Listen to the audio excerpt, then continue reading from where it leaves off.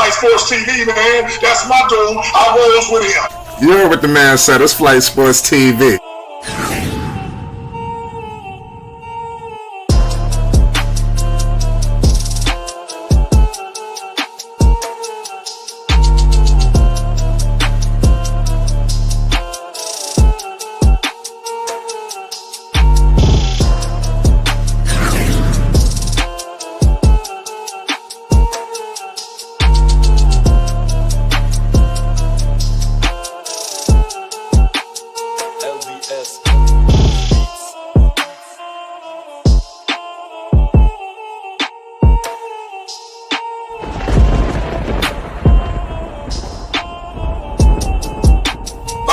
Flight Sports TV, that's where it's at.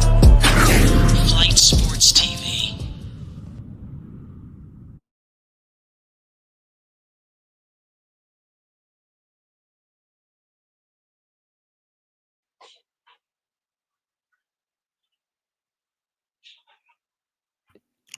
What's going on, people? It's Flight Sports TV. I appreciate y'all for checking with me. You already know what it is. We back with another one of them things. Man, we got a lot to discuss tonight, ladies and gentlemen. We will be getting into all of your trade talks. Because there's going to be a lot of big baller brand discussions tonight, ladies and gentlemen. We will be scouring the game. You got Lonzo Ball, ladies and gentlemen, tonight with the Chicago Bulls. Also, you have, you have Lamelo Ball. The Charlotte Hornets, they went through a lot of different, situations that we must break down. We're gonna get all into it, y'all. So y'all buckle up. We did release the breaking news report on Nick Richards immediately when the trade happened. We want to thank everybody for tuning in. We got a whole lot of things to discuss involving Liangelo. I'm really trying to figure out where the hell do we start when we're discussing Liangelo, because we're going to be going on for the next hour and a half if we start talking about all of the news updates and the stuff that's happening with G3, right? So without further ado, man, we got to get into this big time breaking news trade, y'all.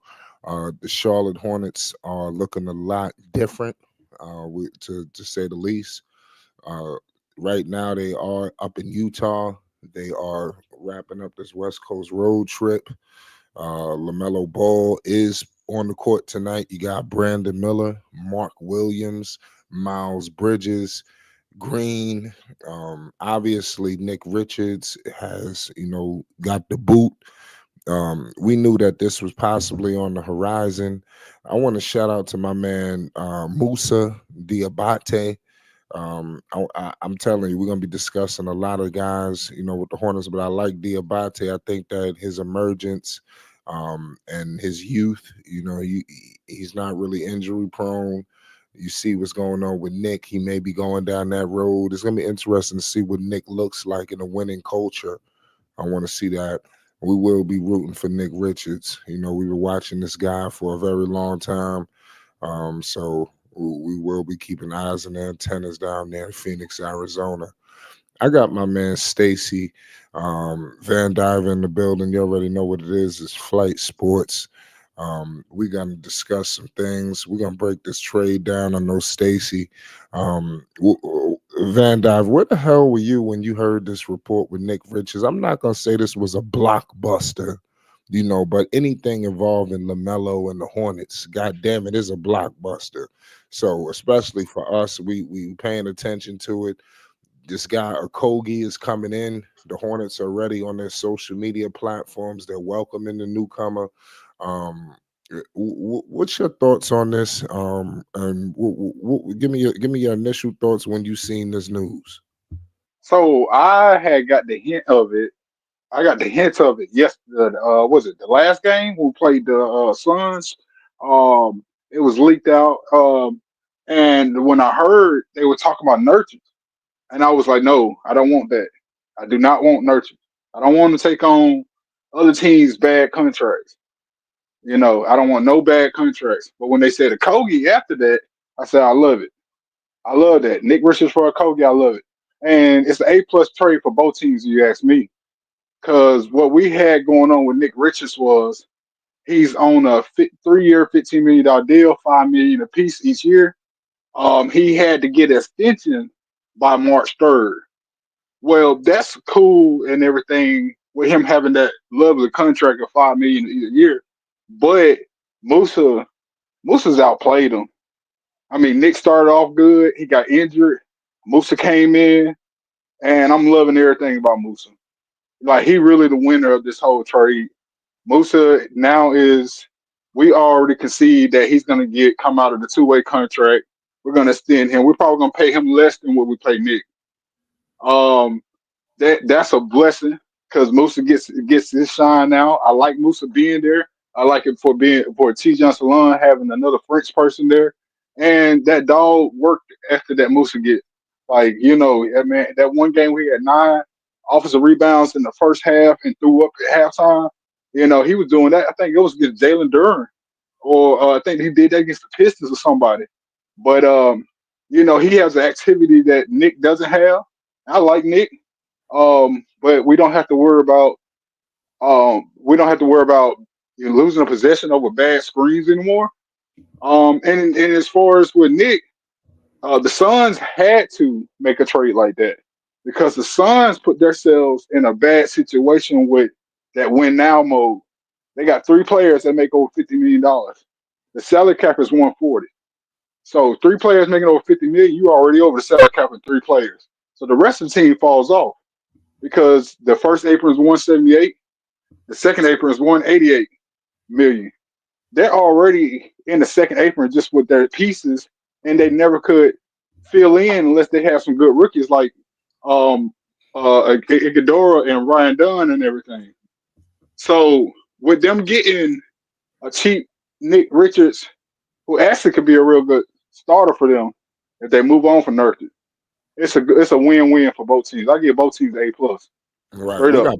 We got purple baby in the house. Part of me, purple. What's the deal? You see what's going on? We got so much to discuss. This is a big baller brand live. We got eyes and antennas on the game. You got Lamelo Ball cooking. It's 14-7 in Utah. But what's your thoughts on this trade? We got Nick Richards on the way out. Talk to us. I thought it was all right. I think this is for a player like Okogie. I just think the Hornets are gonna continue if they're, for the trades and whatever, getting stuff like this, like a whole bunch of second round picks.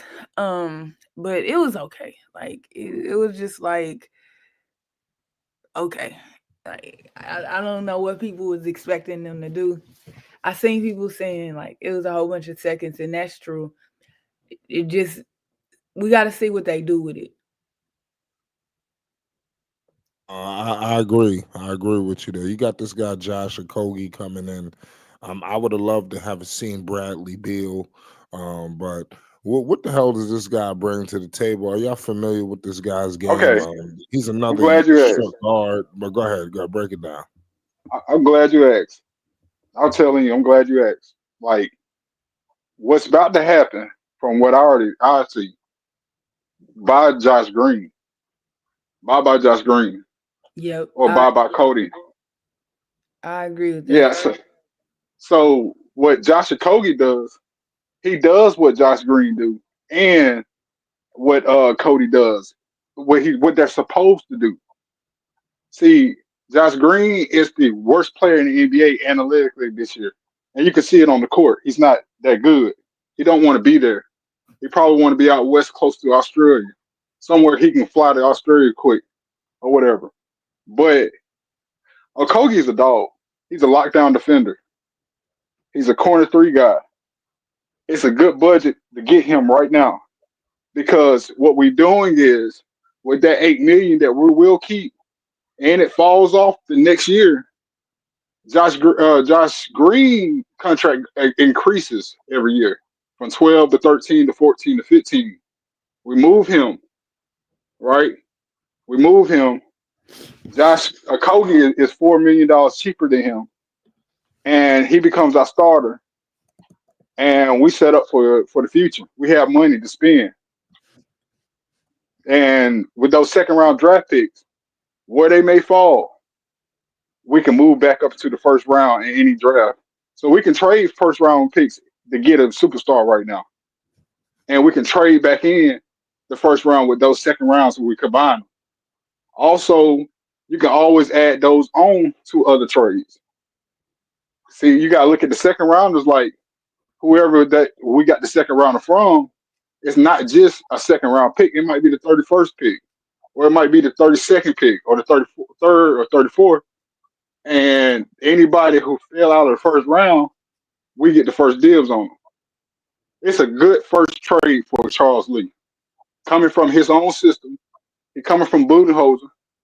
Okogie's coming from Budenholzer's system. They were loaded at wing. We needed a wing. Women need wings bad because Josh and Cody hadn't given it to us. Even though Cody is leading the league in loose balls and everything like that, he doesn't give us anything offensively. DeQuan Jeffries actually outplayed both of them, and Tijon Salon is a better defender than both of them. So it's a steal of a trade, getting cheaper and move it. We know we're about to move on from you guys. That's how I feel. That's why I give it an A+ on our side, and I like it. Right, but what's going on, Purple? What's up with Lamelo? Should he be pleased with this? Because it seemed like the Hornets, we continue to think of hope, but they continue to just crush the hope every year. At what point does Lamelo say, "Man, enough is enough"? Because this Okogie move to me is just not cutting it. I mean, I don't know. Because with the new CBA, it's no player is ever stuck, but it's you kind of stuck unless you can find another willing. I think a lot of teams are willing. It's just about who they trading for. Like when you look at Chicago and stuff like that, I don't think you necessarily starting over with LaMelo, but is Charlotte willing to take on a Zach LaVine, for him, or if Atlanta was interested, Trae Young for, LaMelo. It's just about where he's going and who he would get traded for and stuff like that. Good point. Good point. And Charlotte certainly is going to want assets, good tradable assets back. Yeah. I agree with you there. Same thing with New Orleans and Zion. Yeah, I want to see Zion. I want to see Zion in Charlotte. Mm-hmm. That's what I was loading up to. I just did it today. I spoke to a good friend. He played as if he was David Griffin. I was Jeff Peterson. He was actually being hard on the trade, but he approved of taking on. Oh, by the way, you already know my Western Conference team is New Orleans Pelicans. Eastern is Charlotte, whatever. But long story short, yeah, I got both sides of the bad road with it. Yeah, so he approved of this trade now. The trade basically they were getting Miles Bridges because Trey Murphy is that new star. He's a star boy of that team now. DeJounte is the leader of the team now.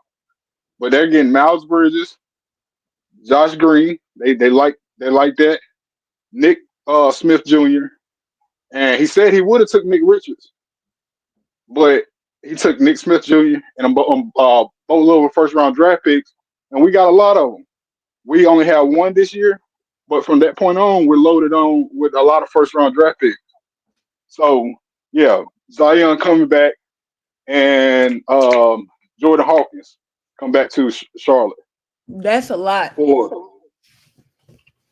And we could get a second team in. Yeah, that's a lot. We're the only team that has. I was gonna say we're the only team that has the cap space. One of the few teams that has the cap space to make that trade, to make a trade for Zion. Yeah, and Utah, but we know that's a no. He's not going to Utah. He's not going to. He's not going to Utah. He's not going to Brooklyn. Yeah. Brooklyn don't want to get good because they want to lose. Right now, Bulls don't want him because they want to lose right now. They actually trying to get rid of players, like get rid of people with money. The Blazers are definitely not getting in that trade. And San Antonio's a team that has a lot of trade capital and they got cap space. But Pelicans not trading with San Antonio. I just feel like I got a sneaky suspicion that Zion gonna be in New York, probably for like Anobi or somebody like that, or Mikhail and whatever. I just think They can't. They uh can't take. They can't get them. They can't get them. okay, they would have to. That you remember, Mikael Bridges. Remember the Mikael Bridges trade? They gave away their first rounders for the Mikael Bridges trade. Remember, they But also got Cat. the They tried to get. Go ahead, I'm listening. oh no, I was just about to answer somebody's questions. Question about the first round picks. Okay, so someone asked what they asked. Yeah, they was asking how many first round picks do they have. I know outside of Charlotte's own first round picks, they have Miami's pick, which is lottery protected. I think it's 1 through 15 or 14, excuse me. And then Dallas's pick that's protected 1 through 3. Outside of that, it's just they own. Yeah, hey, and we're at that point. As Charlotte is at that point where F them picks is in play. F Mm, them picks is in play. How long we gonna keep on doing that? We got Lamelo here. We got Lamelo. It's time. Like, how long are you gonna keep on drafting players for to keep on building them up and stuff like that to be cheap? Because we have the most cap space in the NBA next year. We actually have the most cap space in the NBA now, but we got a lot of dead money with Davis Bertans, Pokusefi, they all them guys, Reggie Jackson, and a couple other people. But their cap hits fall off at the end of the year. We let them come in, and we cut them, we waived them. Now they are dead money, but that dead money falls off at the end of the year, and we have the most cap space. So even even if we don't get Zion in this trade market, which I think is going to happen because I this don't see whole thing. it. I'm gonna tell you why. I'm a New Orleans Pelicans supporter as well. Mm-hmm. I see everything that's going on. It's getting crazier every day. Zion was never hurt. He was never hurt. There was never no hamstring thing. He said something to the media one day, and next thing you know, he's out for 2 months for a hamstring. Football players gonna be out for hamstring for 2 months. You know Mm-hmm. what I mean? Not for no hamstring. There's him and David Griffin been at war for a long time. Him and Brandon Ingram, Zion versus David Griffin. About who's gonna be the guy because he messed the whole thing up. They built the Pelicans dead wrong. Like he didn't build it right. And they don't fit each other. Zion's never had players that can shoot the ball when they just stand around. I'm watching the Pelican game right now. They're just standing around while Trey going to the cup. They don't really have an offense of motion or nothing. Zion was their offense. He was their wins. If he's not playing, they don't win. But long story short, how crazy that's getting, he could be moved now, or we Mm-hmm. can trade for him during the draft. And if we don't trade for him, if we see this is the thing, if we don't get Zion, that ain't in our conversation. The league better look out because we can get Giannis down the road or any other superstar that is wanting to move down the road because we have that much cap space, that much trade value. Them But second round picks add up. I agree with that part. But you have to. I think after this season, the following season, you have to pay Mark Williams, and then the season after that, you would have to pay Brandon Miller. hmm That's fine. That's fine. The cap is going to go up too. The Amazon deal, FanDuel deal, the cap going up. So the cap going to go up. There, it was paying them. Mind you, in the midst of this, I'm talking about also getting rid of Miles Bridges 25, 27 to 25, down and down. Also, um, Josh's money. See, the Mm-hmm. thing is what the Pelican how this whole thing started with the Hornets is when last year when we moved on from Gordon Hayward and Terry Rozier, Mm-hmm. we moved on from them. That was $58 million in itself. So what we did was chop up $58 million between two players and got about 4 or 5 players. Josh Green, Grant, and then I forgot PJ Washington too. That's over 70. Between moving those three guys, we made that much money, gave up that much space, and now they all tradable pieces. No longer will Charlotte be a development program. They're going to be a winning team. That's why LaMelo's here. Uh, I just as far as the Miles Bridges thing, like I heard you talking about New Orleans. If New Orleans blows everything up, obviously, I don't know if they see right now, because Ingram's certainly about to go to a team outside of Atlanta, most likely that's got a starting wing that's better than him. So I don't know if he's still gonna start, but I do feel like New Orleans is just not going to take anything. I feel like Charlotte will be in the conversation for New Orleans. I think David Griffin is going to ask him what team he want to go to and stuff like that. I just feel like if there's better deals on the table, which I feel like it will be as far as Zion leaving, I just don't see Charlotte as far as if Charlotte is on the list, yeah. But I don't see it. Like I still think New York can offer a better package. Maybe Atlanta can offer a better package. I'm explaining to you why they both teams can't. Both teams can't. Okay. So what happens with the Knicks is when they tried to get Zion over the summer, they tried to. It was turned down by David Griffin. Also, the Pelicans tried to get Cat. That was turned down. They tried to get Cat for BI. Yeah. They turned that down. So the Knicks went ahead and got Cat. So when Brunson did not take a supermax, that freed them up to have space to get a lot of other players. And they was also able to get OG. This is how you know the Knicks was trying to get the Zion. OG, his contract is $200,000 less than Zion. Yes, it's $200,000 less than Zion, right? So it won't go because both teams are in second April. You can't even trade one for the other. The Knicks and the Pelicans. The moment DeJounte Murray got traded to the Pelicans, it locked everything up. If they would have kept Dyson Daniels, and he wouldn't be the player that he is now.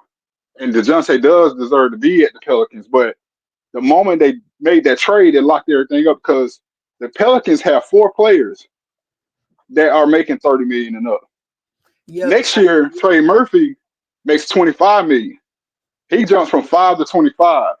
You're not going to be able to sign BI because you're already past the first apron. If you're in the first apron, you cannot sign a trade. Yeah. So since you can't sign a trade, you can't sign a trade Brandon Ingram. So you got to let him go now because nobody's going to take CJ McCollum at 33, making 33. Yeah, I knew that. I said when they redid it that they shouldn't have did that. They shouldn't have did that. That's the problem. It's not even the BI thing. It's not even the DeJounte thing. The moment they got DeJounte, they should have moved CJ McCollum, but they couldn't. Nobody was going to take that. They tried to. He's been on the trade market and vocally on the trade market since last month. They started to put him on there last year, but he's been on there since last month. And since then, he didn't drop 36. He didn't drop 50. He didn't drop 30 multiple times. And losing games. Yeah. And they still ain't traded him. What's the name that they think he's not valuable? He's not. He's a 6 man. He's not. Yes, he's not. I just think his value. He's not a playmaker. He doesn't get anybody else involved. He doesn't play defense. Yeah. And he's getting older. Yeah. It's all him. He a one-man bucket, bro. He's just a walking bucket. He's the same as he was at Toronto and Portland. Yeah. Fighting with Dame about shots. It's the same thing going on. So with that being said, the Pelicans really got a decreased cap space just like the Suns are doing. The Knicks are straight. But it jumps next year because Brunson goes from 25 to 36. After that to 40 to 50. They said they might restructure down the road. But Cat already at 56. Mikal gonna jump to 30. OG gonna jump to 40. They don't Right. have it to do that. That's what I'm saying. Like both of those guys, if necessary, would go to separate teams that could absorb that money. Like Utah comes to mind because they got to spend money. Like you said, San Antonio, they have to spend that money or they get hit with a fine. So I think it's possible. Like I think they might risk like Utah got some of the most valuable picks right now. Houston, because they was talking about in Houston getting rid of Van Fleet and Dylan Brooks. And I told people when they signed them, I didn't understand why outside of them being veterans, why they did that. So, like I said, I just think it's gonna be even if it's a third team involved or two other teams involved with the Zion thing, that the packages will look better because David Griffin ain't crazy. He's gonna be looking for picks. Yeah. I personally, in my right state of mind, it's going to be a 4 or 5 team trade just to get Zion. BI probably get moved to, and I know OKC is going to be the one to get BI. I'm just looking at that, and it's like, okay, I can see OKC getting BI. OKC has four first round draft picks. They got a lot of players that are see, they can't keep them all. It's either they're going to keep those guys or let those first round draft picks go because you can't have that many players on the team. And then those guys, when does those players like Isaiah Joe, Aaron Wiggins, and a couple other guys, Usman Dayang, when do they start saying, "Hey, I'm a starter"? When do they start saying that? And another thing with the OKC side of the story, like the only teams OKC lose to are teams with superstars like Giannis, teams like the Knicks, teams like the Cleveland Cavaliers. They don't lose to teams that don't have that. They destroy them teams. Right. But if you come across Giannis, he beating them up. They ain't got the height to keep up with them. You come across the Knicks, they in the same boat, upset, just like that. But when you say even teams and stuff like that, they gonna whoop them. Or teams with a superstar guard, they gonna beat them. They gonna lock them guards down. But so I see them getting BI. I have seen things where they say about years ago they were talking about getting Zion, but I know they ain't saying person ain't gonna go down that road. But and then Pelicans not gonna trade to OKC because if they give them Zion, they'll never catch OKC. They'll never catch OKC. Yeah, but when you come So you down like saying to Zion most, Ingram gonna be out east? yeah, I think Brandon Ingram's gonna go to OKC, and I think Zion's gonna be at Charlotte. And I'm gonna tell you what, I think this all gonna be in the same trade. They have to move 2 players just to move one. That's because how stuck they are. They're so stuck that they have to move 2 players just to move one. That man David Griffin did not do the books well, and I'm saying David Griffin because Bryson Graham ain't he a puppet. He don't do nothing. Like I have never seen Bryson Graham talk. I don't even know what he does. It's all David Griffin. He acted like that because how LeBron and Clutch Sports did him while he was in Cleveland. He didn't get credit for being a championship GM or whatever. Everybody gives LeBron credit. So that's why he treats Zion the way he treats Zion. Because he's being a micromanager and narcissist about it. And I'm just being truthful about all of that. I see it. But long story short, like Charlotte is the team in play. And a lot of Charlotte fan base are skeptical to even think about it because they just ain't never had nothing. It's time to have something because if we don't get something, Pablo Banchero is going to take off on us. That's true. I think he's gonna take off on y'all regardless. But another thing I was thinking about, I don't see New Orleans saying yes. Like I said, Charlotte got some picks, but like Miami is in a pickle, and I think Miami is gonna renounce their pick, so they'll take their pick back, and whatever. Mm-hmm. But Okay. Charlotte, Okay. like I don't see New Orleans David Griffin because I feel a firing coming soon. He's going to get fired. He's about to get fired. I don't see them doing that Zion just for a whole bunch of role players and some picks. I would think at the least if they know they're not gonna give up Lamelo, I think they're gonna ask for Miller and swap Miller for Murphy or something like that. But either way, No like, deal. No so, deal. well, No they not. deal. I mean, I'm gonna tell you why. I'm gonna tell you why. Like, I'm gonna just straight up tell you why. Like, and I'm standing on both team sides about it. I'm standing on both team sides about it. Herb is the Brandon Miller for them, even though he's just defensive, right? Herb is the Brandon Miller for them. And on the Charlotte side, Trey Murphy, the Trey Murphy for the Charlotte side is what we hope. What we hope T. John Salon becomes. They're like the same mold of player, but T. John is a way better lockdown defender. Trey Murphy is in his bag this year. He's a superstar now. He's becoming into his. He became the guy now. Lone Star, but they're gonna go young and go small market. They have to. Miss Benson don't care for the basketball team. Plus, they did not renew their deal with the city, so they even in the conversation of moving to Vegas. They have to get cheaper. They are the 10th highest paid cap table in the whole NBA, but they're a small market team and they're not even filling seats. I'm looking at empty seats right now watching the game.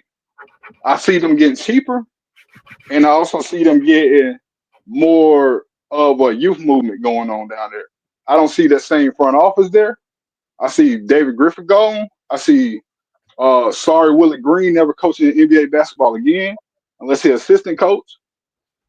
Um, yeah, so it's the way to go. Cause like, what if Ace Bailey, Dylan Harper could play? Cause like they have so many holes that they don't just need one of them; they need two. They need Dylan Harper and something else to go with it. I'm talking about two top 10 picks because they holes are so bad. They are a top heavy team. They're top heavy. They're like six deep, 6 or 7 deep, and from that point it falls off. I just nah, especially if David Griffin. I know she telling him like no, like you can send him to Charlotte. You know, if Charlotte's got one of the best deals, first of all, and then secondly, um, you better bring back. If they tell you no to Lamelo, you better bring back Brandon Miller. I just don't see them. Miles Bridges, they don't have a need for Miles Bridges in New Orleans with Herb and Murphy still on that It's team. the money thing. It's the money thing. It's Maybe not Miles. Maybe Miles go to the other team. Let's say this. Like let's say Miles go to the Bulls, and the Bulls send down. The Bulls send down. They're sending Vooch. Vooch is it'll be great to fit in with them. Or the Pacers send their center Turner yeah. because Turner is see Miles don't even fit them. Miles don't even fit them because they already got Pascal Siakam and so no, that wouldn't work. It would have to be Vooch. Vooch is only making 20 million a year, and he does some things. He stretches the floor and all that. They need 3-point shooting from every angle because they can't shoot down there. They can play defense, but they can't shoot. They actually not even playing defense well this year. They're not getting rebounds or anything. So they got to go. Like once again, some of that stuff it has to be addressed in draft. But long story short, like Miss Benson does not run the team. She doesn't even deal with the team. Miss Benson is not even a person who gets involved in the sport. It took them forever to fire Dennis Allen in the Saints. She more leans towards the Saints. She don't really care about the Pelicans. She don't care about the fan base, none of that. She a sweet lady, and she getting gypped by Mickey Loomis and David Griffin. Yeah. But like the Saints is her main priority. If she could, she would doggone give all the facility stuff to the Saints because that's the big money for her. The NFL making a lot of money right now. Only thing she bringing in from the Pelicans is the shared revenue that whole NBA bring around. Yep. So like you want to get she will get cheaper. Miles Bridges' contract goes from 27 to 25 to so let's say somebody else will take Miles Bridges. It would be smart for them to take Miles Bridges because you're getting a poor man's Zion. That would be smart.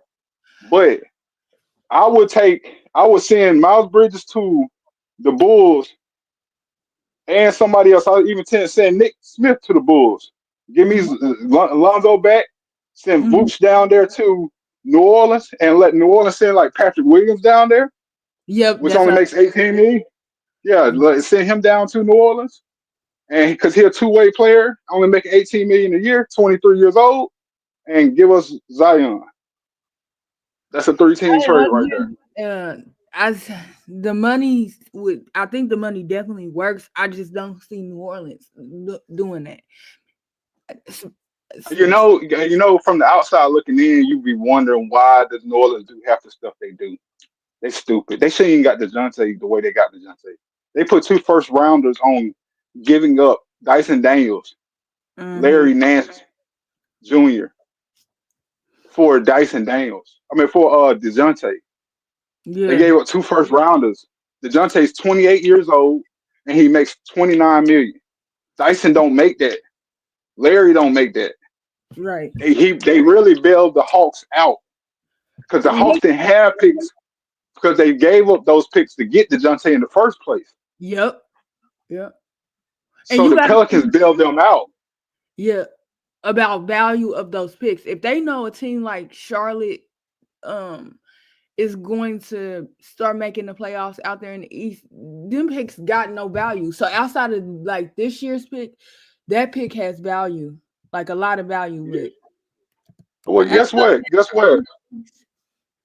I agree with you. I agree with you, and I understand what you're saying. But guess who? Guess what else don't have value? Brandon Ingram don't got value the way he's supposed to have value. Now, and then Zion don't have the value the way he's supposed to have value. If Zion would have been traded this summer, you could have got LeBron for Zion. You okay, could have got Giannis for Zion if they was willing to do that. The way he played last year and only be 24 years old, but that whole him missing 2 months and all this drama that's going on, his value has decreased. So we can't even look at him like we looked at Zion a year ago and the year before that.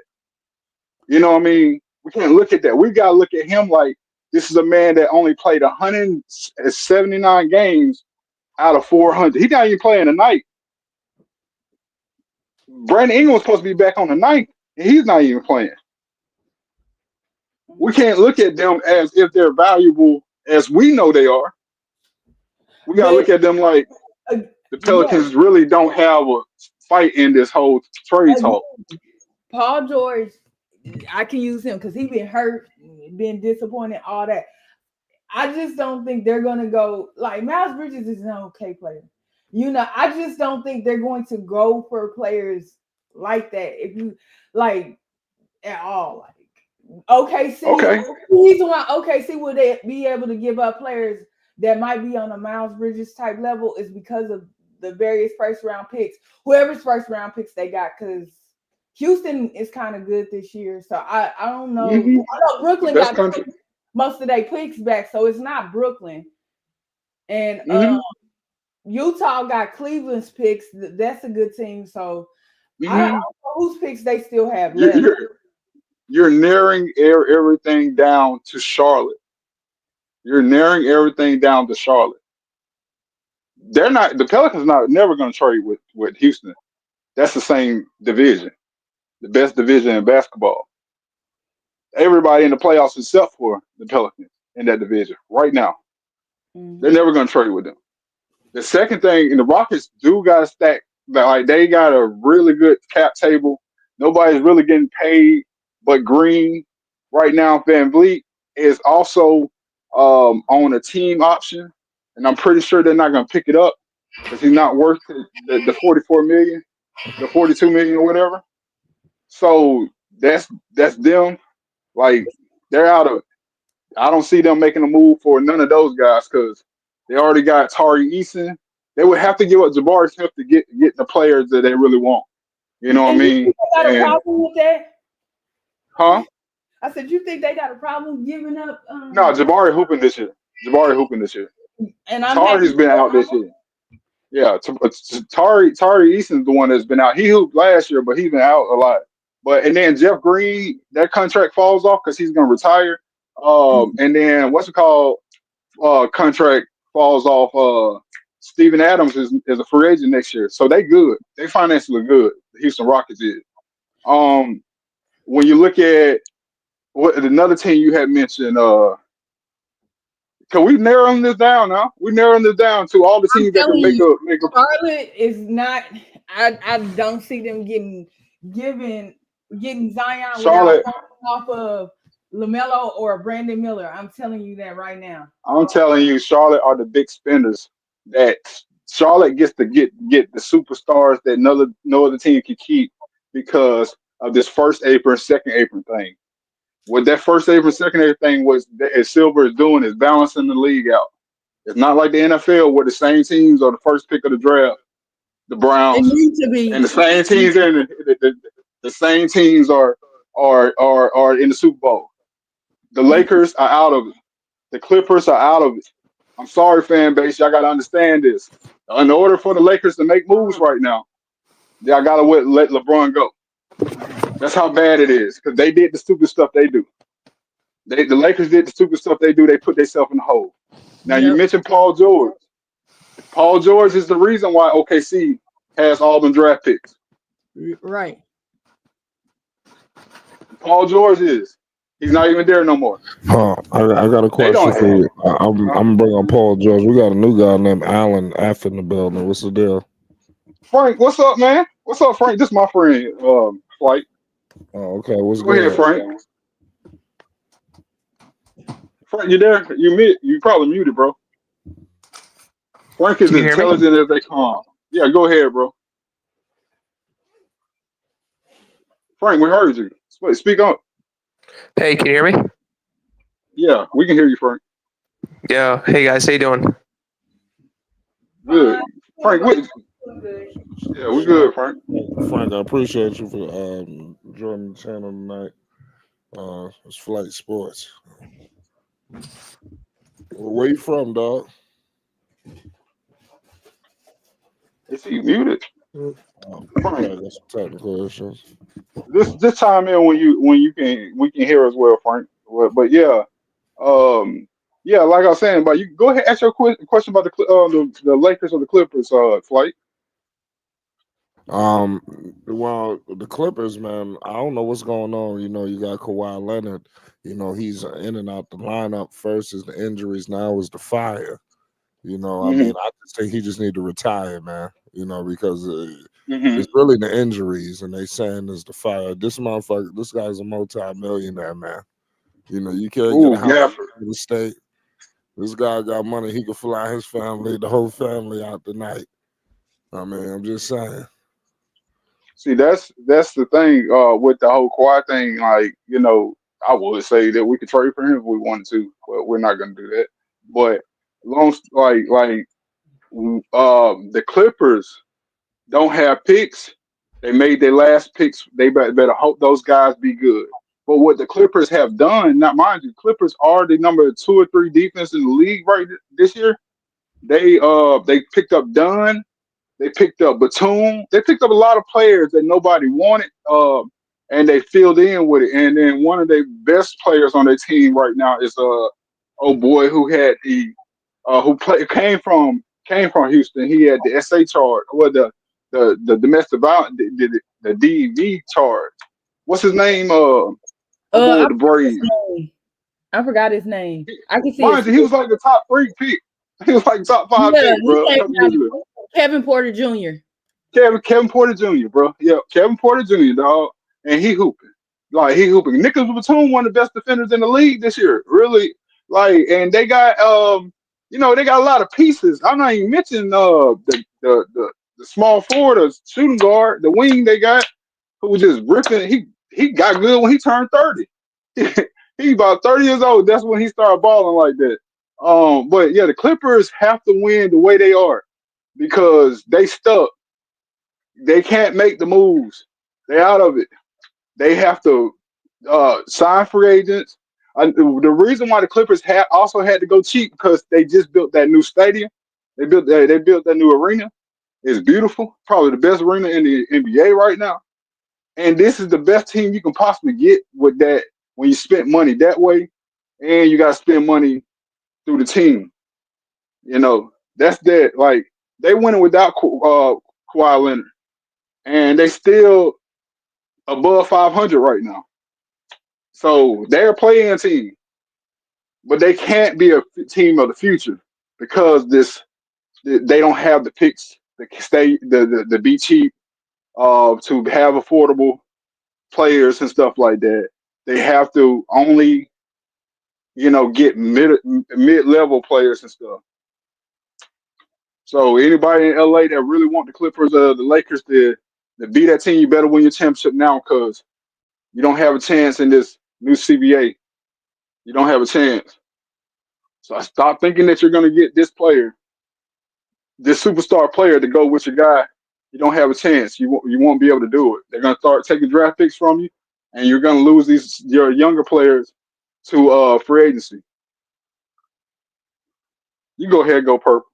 No, yeah, I want to follow up with a few of the things that you said. So what's up with Okogie? How's he gonna fit in with some of the other guards that's on this team? If he knocks down his shot, he a better fit than Josh and Cody. Yeah, If he does. He comes from the Suns is actually a winning environment. Yeah, you got Charles Lee and Bud are the same. Charles Lee do some things different, but it's the same system. It's the same system. Trading with the Suns is basically trading with you just basically sending the pro player to the minor league, or that's all that is. That's all that is you putting your pro football player on the practice squad. That's what that is. So Okogie, he starts right away. If you ask me. Josh gone. Like we're figuring out a way to get rid of Josh, and like a lot of people want Cody gone. I wanted to keep Cody, but I wanted to keep Cody because he's a locker room veteran and stuff like that. He can tell people how the way to go about things. But at the end of the day, it's about wins. And so if it's him that get traded, that's cool. But one of those two wings gone. Hopefully it's Josh. Yeah, All three of, I mean, I agree with you. all of them could be gone. What was your man's name? Yeah, Frank. what's up, guys? Frank, what's the deal, Frank? Hey, man. Thanks for having me on the show. Really appreciate it, guys. Really cool. Me and Stacy were just talking, a ton of Hornets stuff, and he said I should come on with you guys, and I just want to say thanks. Yeah, what we were having me on. discussing, Great to we talk breaking sports. down this trade. What's your thoughts on this move with Nick Richards going to Phoenix? So I was talking about it with Stacy. So I looked at it from the Phoenix point of view first, and I thought Phoenix made a good trade. I think that there's a lot of guys who can play on the perimeter in the league, not a lot of guys that can play center in the league. I thought Nick was playing some decent ball. He's a young player. They need some life on their team because they have a lot of older, maybe more offensive focused guys.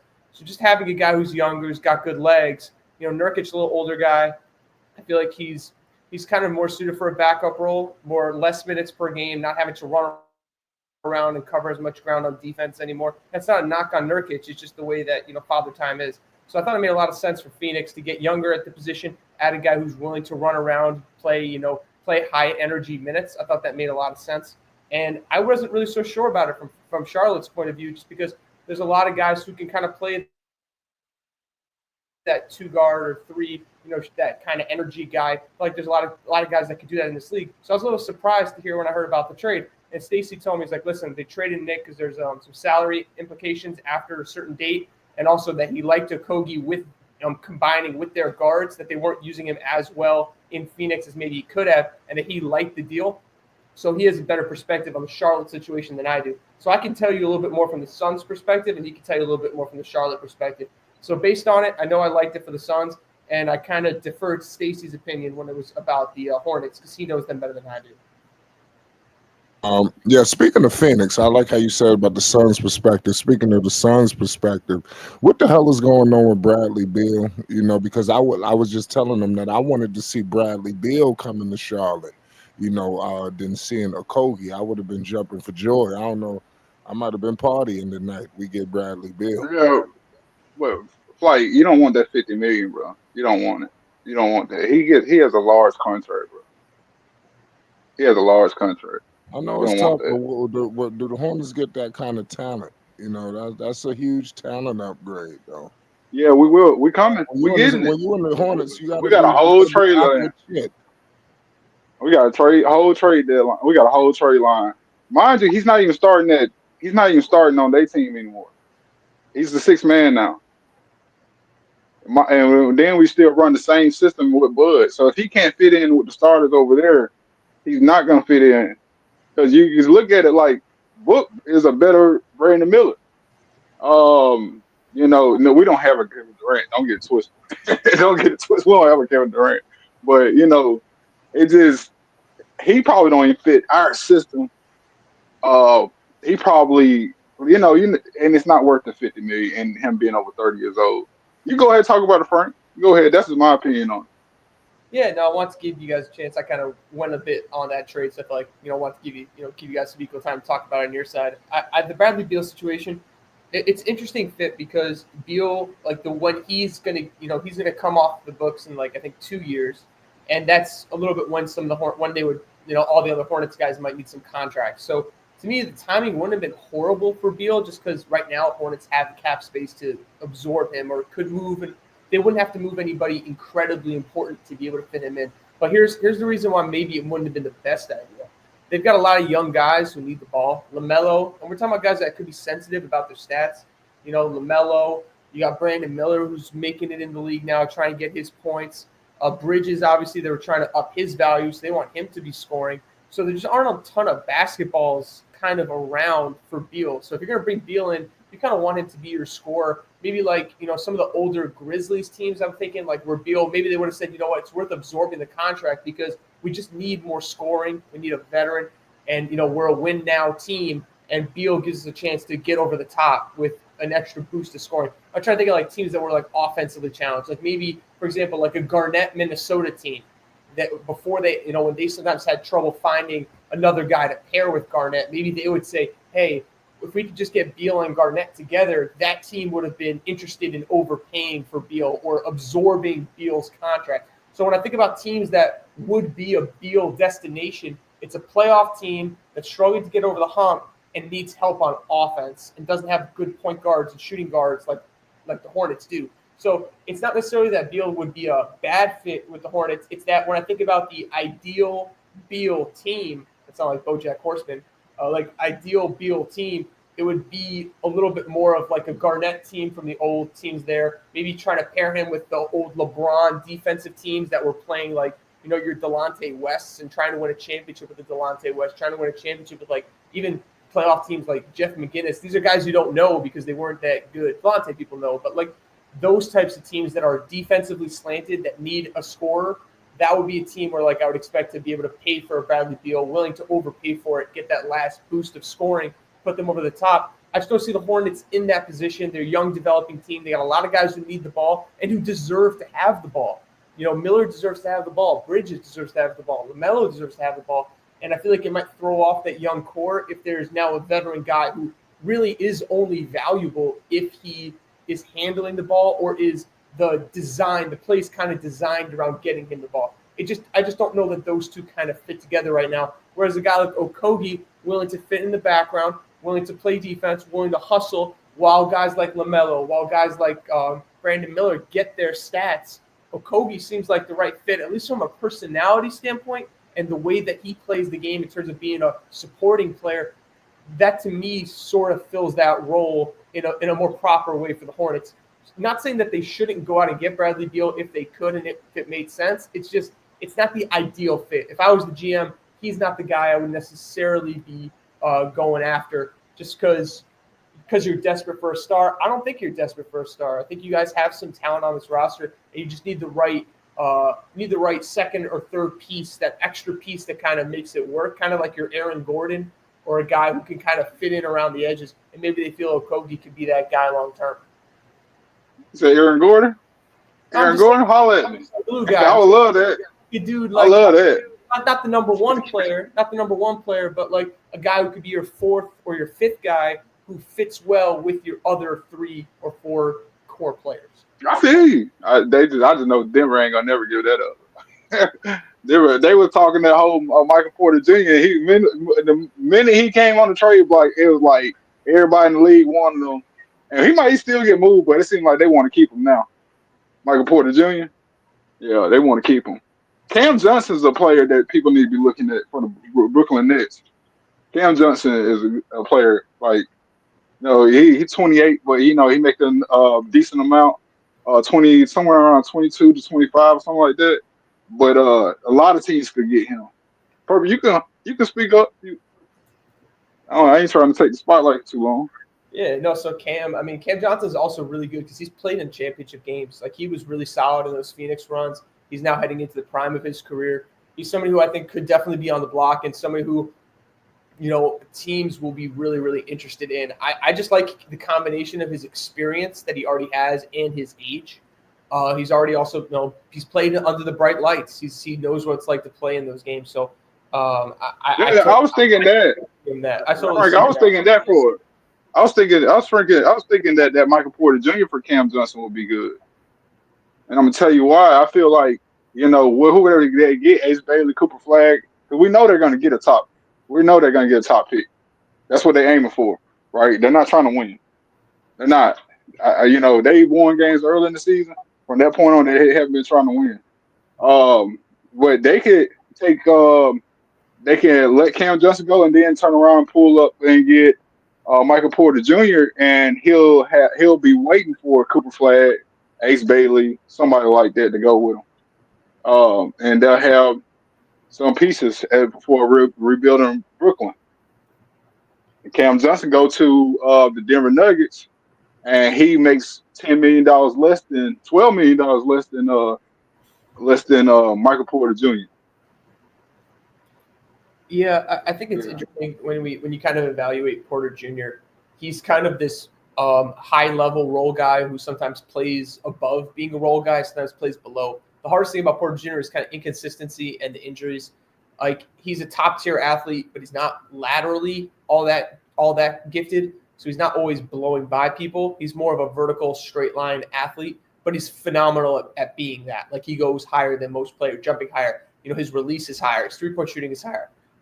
It's one of those things also where with Porter Jr., the question with him is going to be, does some team look at Porter Jr. and say, maybe the reason why you don't have all the on-ball handles and stuff like that, at least not in game right now, is because you're playing with Jokic. And Jokic, bro. Real talk. You're playing with Jokic. So, like, if I was Michael Porter Jr.'s agent, what I would be saying to people is, like, look, he can dribble. Like, he can make plays. He could be, like, your number one 1A, 1B scorer. The thing is, that's not his role if he wants to win with Jokic and Murray. But in a situation where Jokic and Murray were somewhere else, or he was somewhere else, he would be doing a lot more with the basketball on ball. You'd be able to see what he could do. Like, right now, he's averaging like 16 or whatever he's averaging per game without, being the primary ball handler on most of these plays. Like, they're mainly designed for Jokic to kind of play quarterback or Murray to play quarterback, or Murray and Jokic play together, and then the third option off the pass is to Porter Jr. If you put him in a more dynamic spot, maybe you'd see more from him. I'm just saying how I would say it from his point of view. I don't know. Porter Jr. is a tricky spot. He's a tricky spot. He's a big contract, and he's a high profile player for sure. It's a tricky spot even for Denver. I think that they're so concerned about having buyer's remorse, about seller's remorse. They're so concerned about having seller's remorse that they don't want to let him. They don't want to let him go. I think that their price for him is higher because they know he can work with Jokic and with Murray at a championship level. They know that core can win. So a little bit kind of, I'm going to tangent a little bit here. I was talking to people 2 years ago, and we were looking at the Bucks and thinking about what moves they should make. And the first thing I said was, I think they need I think they need to get off of Chris Middleton. Now, I love Chris Middleton. I'm a big fan of his. He's one of my favorite players. But at the end of the day, I didn't think that he was durable enough. I thought that he was kind of running to the end of his road, and Giannis was about to kind of hit chapter 2, and that the person who was going to age out was Chris Middleton, and they should have kept Drew Holiday. Right. They ended up trading. Right. Now, listen, I could have been wrong. It could have worked out terribly had they traded. No, you're right. You're right. I was thinking from an age perspective, the two people that they definitely need to keep together was him. And I've also felt like Bobby Portis kind of gives them a nice amount of what Middleton gives them. They don't really have a replacement for Holiday. They don't really have that. So to me, when I was thinking about who should be traded, if they're going to make the move a year early, who should be traded, it was Chris Middleton because he was older and didn't really fit with Young. And like they had somebody who could do a lot of what he was already doing. Now, it's not saying that Portis is as good as Middleton, but he does a lot of similar things from shooting over people on tough shots.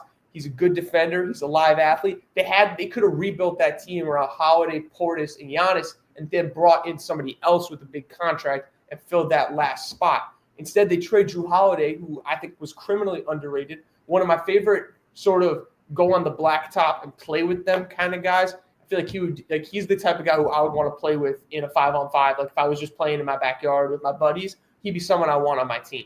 And he's a Hall of Famer to me. He's a Hall of Famer to me. He's got so many winning things about him that also he's a unique guy in his position because even if he's not going to outscore the other team's player, he's going to be a guy who can lock down somebody or play really good defense. So he's one of those guys who you're not always saying that he's basically when you're drafting in pickup or I'm drafting like in a fantasy draft, he may not be the number one pick, but he's the guy that everybody's always upset that I drafted because like he's going to drive every other point guard crazy. So, like, when I think about these sort of fits with my Porter Jr. is kind of like the guy that they're scared to let go of that they might have to let go of. They're scared. They have to because I'm going to tell you their cap table. I'm going to tell you what their cap table is, bro. Like, they're actually in salary cap hell. Like, they're going to be in salary cap hell for the next so many odd years. Like, they increase all their guys' cap hits increase. Jokic is already at 56. So, but the rest of the guys, Aaron Gordon goes up, to like something like 30.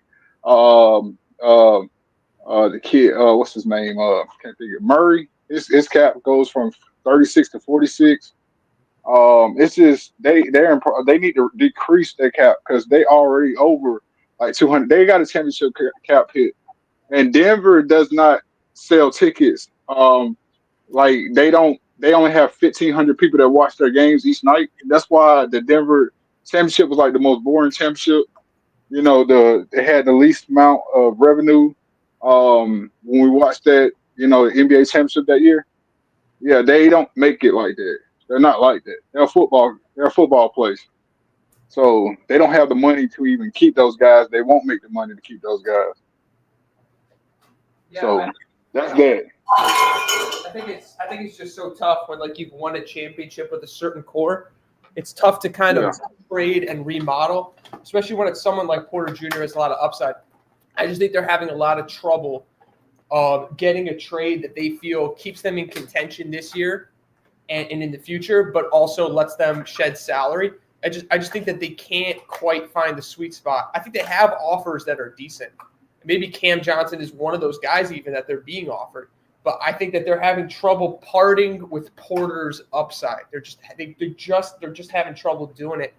And it's going to be a make or break move for them because if they have to him, I don't know why. You know why it's a big question about the Michael Porter thing because he can probably possibly fit the Bulls or the Nets.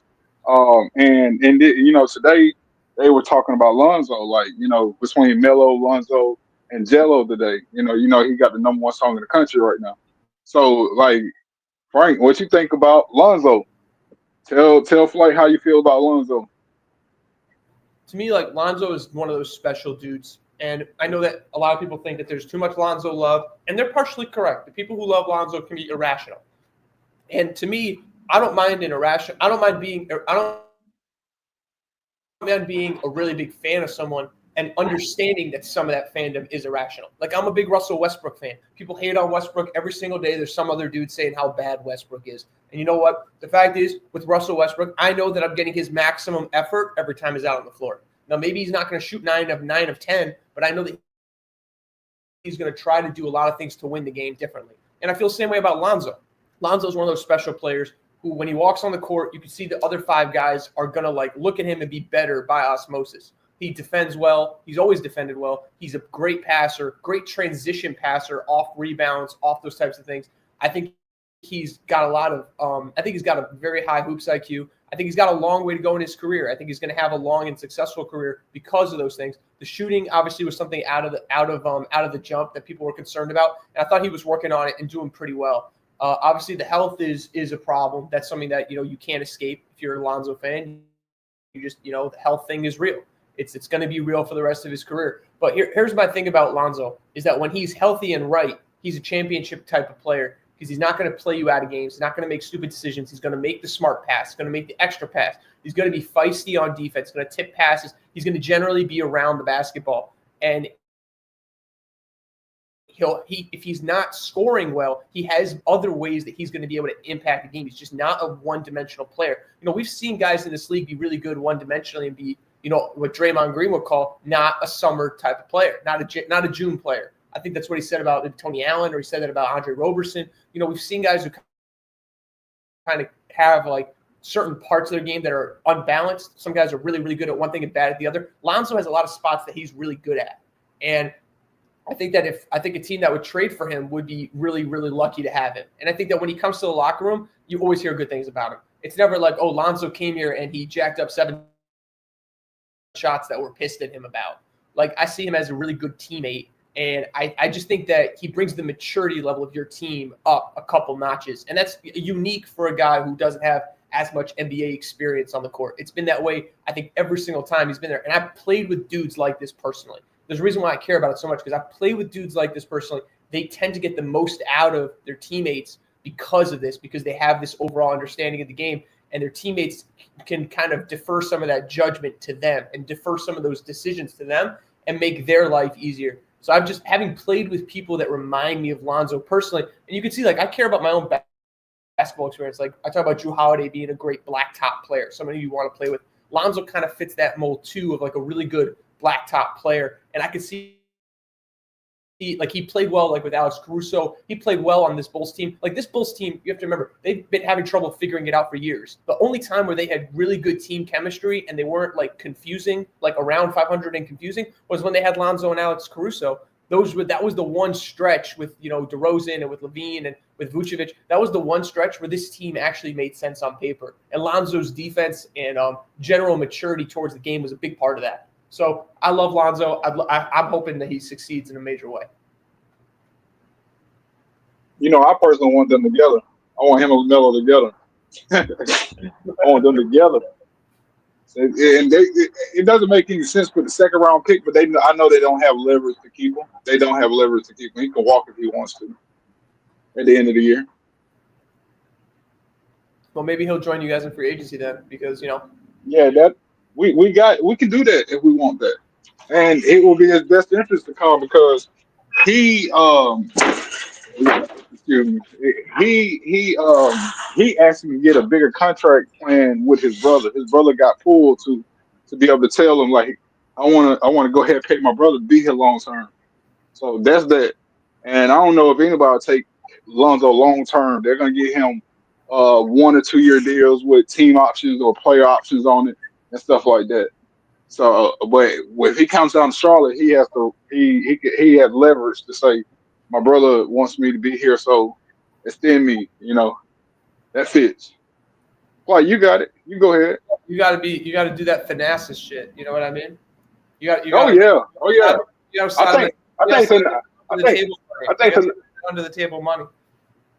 Right. I think Thanasis is about to become. See, what we have in Charlotte is Pimba is our player enhancement coach. He's the player enhancement coach. I mean, he's a coach that can hang with the players and go back and talk to the coaches about it. It started in Boston. Boston actually has one too. So that's where Charles Lee gets that from.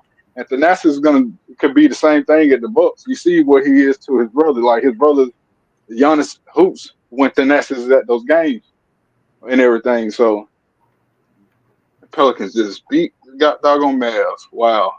That was crazy. I'm shocked, bro. Like, they turning everything around, like, since Zion came back. And Trey's taking over the team, bro. Like, when they came out and said that Trey Herb and Eves is untouchable. I was like, of course. I saw it. Of course, they're untouchable. Like, that's a good team to build around. And I don't know if the rest of the league is understanding that what they're seeing is, dang, Pelicans are losing. Oh, they got a lot of injuries. No, it's a lot of crap going on down there. A lot of crap going on.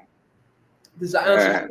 is so weird, and I think the weirdest part about this, Stacey, is that when I've seen him healthy, like I remember when I watched him in the play-in game, when he played in the play-in game last year, he got injured at the tail end and it probably cost him the game, but he was amazing and motivated during that game. And I don't know if it's because of the national TV audience or whatever it was, but it's hard because people are saying, oh, Zion doesn't want to be on Pelicans, Zion doesn't want to try when he's there. And I think long-term, we all know he does not want to be there. But like when I see him play, real fast.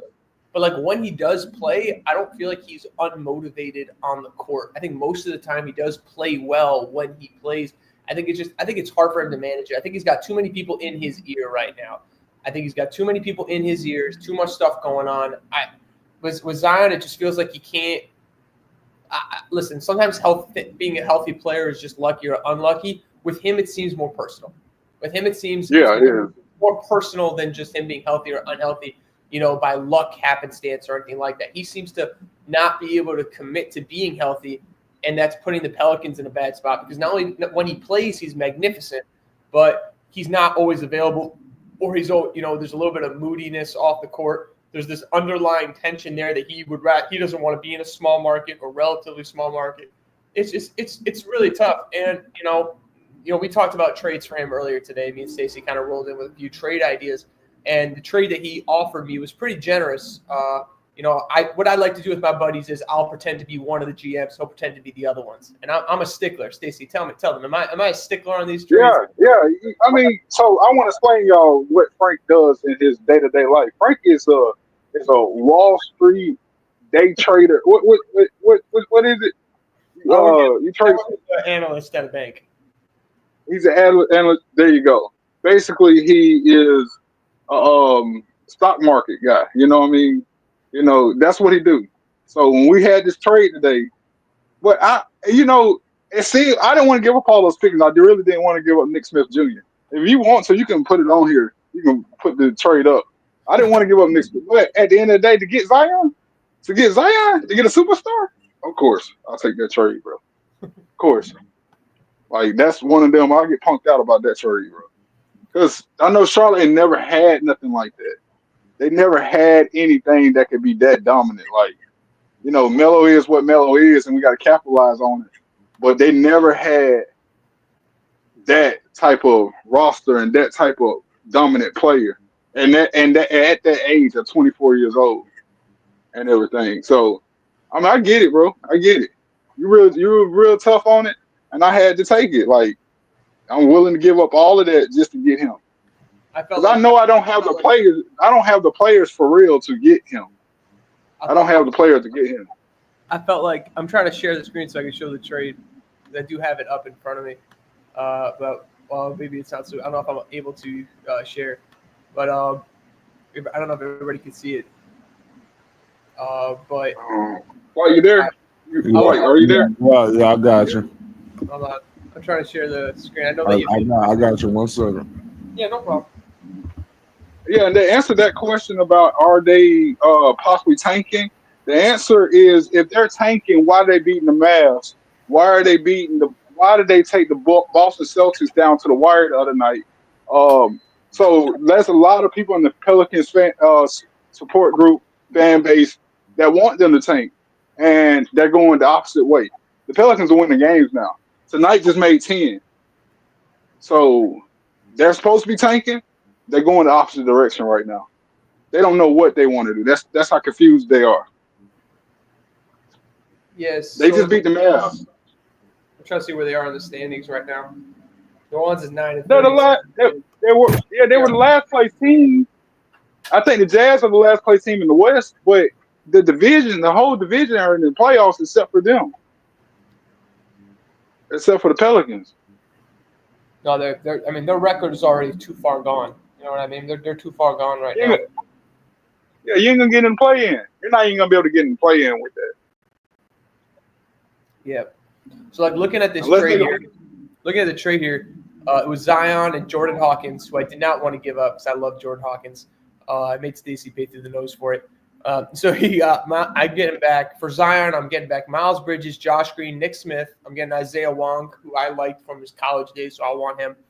And then I'm going to get 4 first-round picks, 2025 first-round pick, 2027. We're pushing these a little further out just because I think that, if Charlotte does blow up, with Zion and the team doesn't work out, or Zion still wants to play in a big market and gets upset that I sent him to Charlotte, I want to get all the Charlotte picks. So I'm going to get the 2027 Charlotte pick, 2029 Charlotte first, and then I also get Miami's Charlotte owns the 2028 Miami first-round pick unprotected. So I want that Miami pick in case like the Butler Bam thing and it just all blows up in Miami. I want to get that 2028 first-round pick. So it's 4 first-rounders, and I still get Bridges, Nick Smith, Isaiah Wong, Josh Green. I do lose Jordan Hawkins, which I don't want. But if you want to get 4 first-round picks, especially those 2029 pick, that 2029 pick from Charlotte just feels like it could be really, really good. That looks like a pick that might be extremely valuable. So, maybe I could get more somewhere else. Obviously, I told him, like, listen, I'm shopping this around. I sent this to a few of my Knicks buddies, a few of my Nets buddies. They're shopping around. Maybe they want to try to compete with this. But I do think it's something like this, like Miles Bridges and like 4 first-round picks. And that's kind of how I see it. I don't know if Pelicans fans would be happy with this, but I think this is what a trade sort of looks like. This This is a 2-team trade too. it might not be the absolute best offer, but it's pretty good. Yeah, and this is just a 2-team trade. That's the 2-team trade. Just to get Zion, and I know I didn't really lose much. You know what I mean? Like, you got to do that to capitalize on having Melo right now. But if it's a multiple team trade, I was talking to Purple about it. That you involve the Bulls, you involve OKC, you involve other teams to get involved in it. The Bulls would take Boots. I mean, the Bulls would give up Boots and Patrick Williams, and they send down to the Pelicans. The Pelicans send Zion up to New Orleans. I mean, send Zion up to Charlotte, and Charlotte sends Miles over to the Bulls. The Bulls immediately become the fastest team in the NBA if that happens too. But this trade right here, I didn't want to give up all of that. But for Zion, it's wow. Well, you got to take that down, bro. You got to take it. You got to take. And I know David Griffin's not as good as a trade guy as you are. You're better than David Griffin. He's not gonna get all of that, bro. He's not. So, I felt like I was at the dentist extracting Stacey's teeth. I was just extracting. because if you leave it up to me, I'm giving you all the million. We got. You got to say Like, no. You were like throwing a first-round pick, throwing a pick up. I'm like, no. I'm just straight up flat no. But the thing is too, like I don't like if it's up to me, I'm giving you all these millions for second rounders. We got 1 million second round picks right now. Like, I'm giving all that stuff up. I'm not giving up multiple. I give up 2 first rounders, but the way it was going, like, might as well. I wanted Zion that bad. Yeah, I just go ahead, Dex. Yeah, Dex, what's up, bro? No. Hey, everybody, I'm back. Okay, what's up, Perk? Yeah. Perk, this Frank. Frank, Hello, this Perk. Frank. Hey. I see Dex is here too. Is he? Or I Is think he? so. I thought he was. That was you. That's not Dex. I thought it was Dex. I thought Dex was gonna pop up. Yeah, Dex so come in. y'all so Rapid. do we all agree that Zion's value has decreased? And if so, decreased to what? Well, they just lost. They just won a game without him. They just beat the Mavs without him. So they ran it. As a David Griffin representative, Zion Williamson's value has not dropped one bit. It hasn't dropped one bit. I'm trying to tell you. Frank, you see, the thing is, me and Frank, we met through the Ravens. Like, we're both Ravens fans, right? That's the top-notch front office in all sports. All right. The Pelicans is down there with the bottom. They down there with the Browns. So Frank thinking like David Griffin is smart as Ozzie and Eric DaCosta. No, he's down there with Ryan Poles and other guy. You know what I mean? Ryan Poles is not even that bad. David Griffin's better than. I mean, Ryan Poles is better than David Griffin. Perp, you're a Bears fan? You a Bulls fan? Who you fan of? So I'm fortunate right now to be a Cleveland Cavaliers fan. Baltimore doesn't have a basketball team. So I was born in Baltimore, moved to Cleveland. So I adopted the Cavs in the Lucius Harris, Darius Miles days, and then LeBron saved us. But right now we're sitting pretty. Cavaliers playing some good ball. Kenny Atkinson, coach of the decade. Forget coach of the year. Oh, yeah, I understand. Yeah, we get that. You get that. But you know, Perp, who are you a fan of?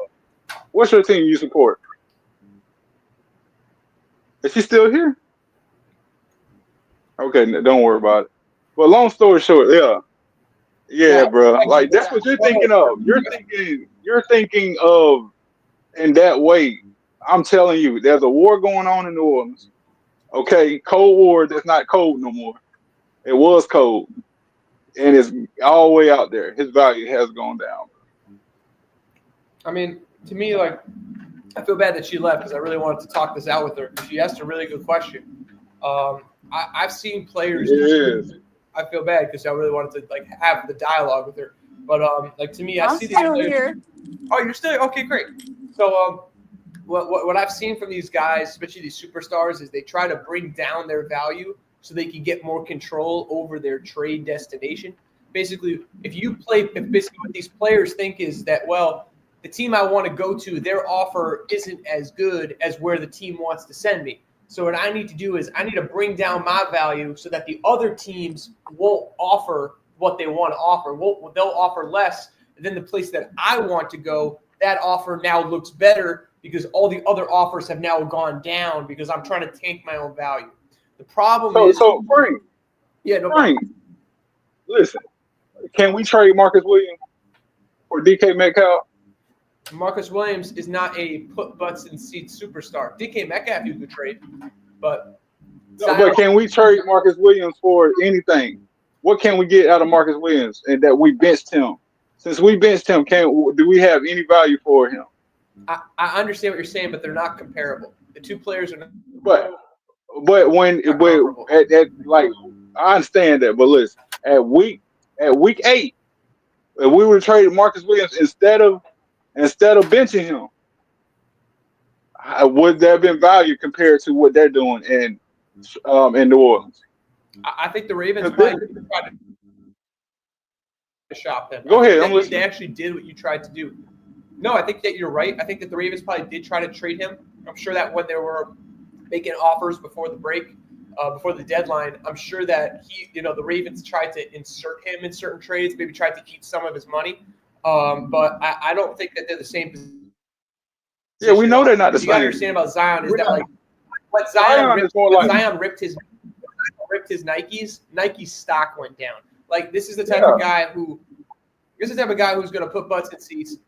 He's always going to out earn his salary. So I don't know if you guys know this about NBA salaries, but I'm gonna give you some insight here.